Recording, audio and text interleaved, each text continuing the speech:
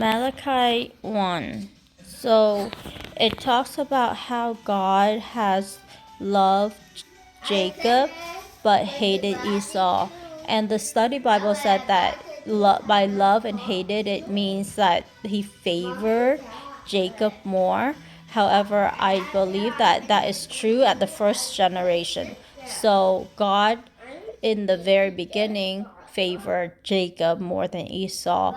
However, as the nation grew and as the hostility grew, he actually came to hate Esau, which is the people that came after Esau because they were wicked. They kind of like exhibit hostility and not like extend like like help to the Israelite.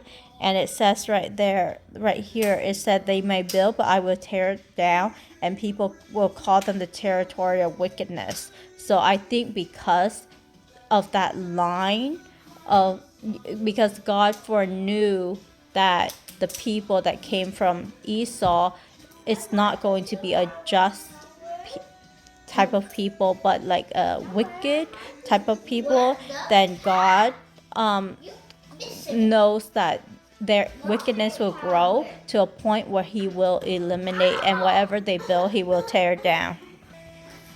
And so that's the first part of it. And it made me think the reason why God chose the Israelite, he said in his Bible that they are a very small population.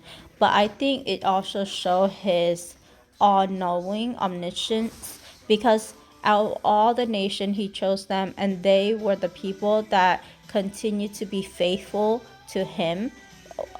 The remnant that is, there are a lot that turn away, but the remnant of it, there are a remnant that is faithful to him, that is faithful to his word, that is faithful to their Jewish heritage and tradition.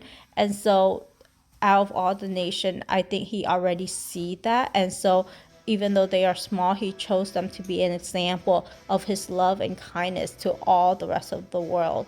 So when I think about that, it's amazing. And then the sin of the priest, it talks about right here that the priest, the leader, the spiritual leader of Israel, did not honor God. He's asking them, like a son honor his father and a servant his master. Then if God is the father, where is my honor? Where is my respect? So they were despising his name.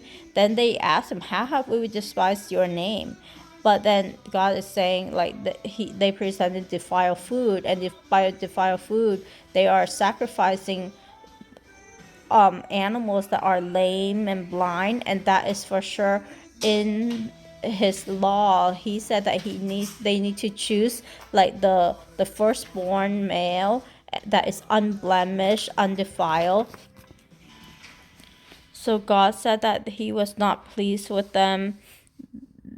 Like, people are even saying the table of the Lord is defiled, the food is supposed to be despised.